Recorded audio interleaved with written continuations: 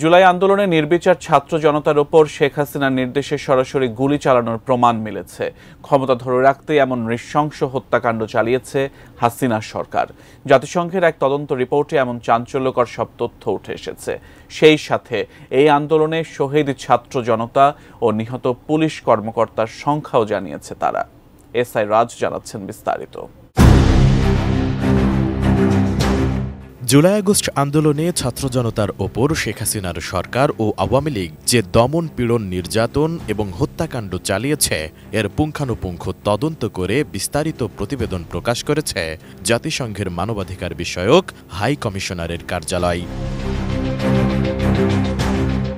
12 ফেব্রুয়ারি প্রকাশিত এক প্রতিবেদনে বলা হয়, 1 জুলাই থেকে 15 আগস্টের মধ্যে 1400 জনেরও বেশি মানুষকে হত্যা করা হয়ে থাকতে পারে। এছাড়া ওই সময়ে হাজার হাজার মানুষ আহত হয়েছেন। এদের অধিকাংশই বাংলাদেশের নিরাপত্তা বাহিনীগুলো দ্বারা গুলিবিদ্ধ হয়েছেন। নিহতদের মধ্যে 12 থেকে 13% শিশু ছিল বলেও উল্লেখ করা হয় ওই প্রতিবেদনে। এছাড়া তারা আরও বলছে, বাংলাদেশ পুলিশ জানিয়েছে যে তাদের 44 জন কর্মকর্তা নিহত হয়েছেন। নির্মাণ কাজেও আমি বেছে নেই CSRM TMT 500W, committed for better still। জাতিসংঘের মানবাধিকার কার্যালয়ের ওই প্রতিবেদন অনুযায়ী বাংলাদেশের সাবেক সরকার অর্থাৎ শেখ হাসিনা সরকার এবং নিরাপত্তা ও গোয়েন্দা সংস্থাগুলো আওয়ামী লীগের সঙ্গে সংশ্লিষ্ট সহিংস উপাদানগুলোর পাশাপাশি গত বছরের ছাত্র নেতৃত্বাধীন বিক্ষোভের সময় পদ্ধতিগতভাবে গুরুতর মানবাধিকার লঙ্ঘনের ঘটনাগুলোর সঙ্গে জড়িত ছিল। তবে মানবাধিকার লঙ্ঘনের পরিপ্রেক্ষিতে শুধু পুলিশ কর্মকর্তা ও আওয়ামী লীগ নেতাকর্মীদের বিরুদ্ধে মামলা হয়েছে। সে সময় র্যাব, নিরাপত্তা বাহিনী এবং গোয়েন্দা সংস্থার কর্মকর্তাদের মানবাধিকার লঙ্ঘনের সাথে সংশ্লিষ্টতা নিয়ে কোনো ধরনের আইনি পদক্ষেপ নেওয়া হয়নি। গত 30 জানুয়ারি পর্যন্ত 458 জন পুলিশ সদস্যের বিরুদ্ধে তদন্ত চলমান রয়েছে।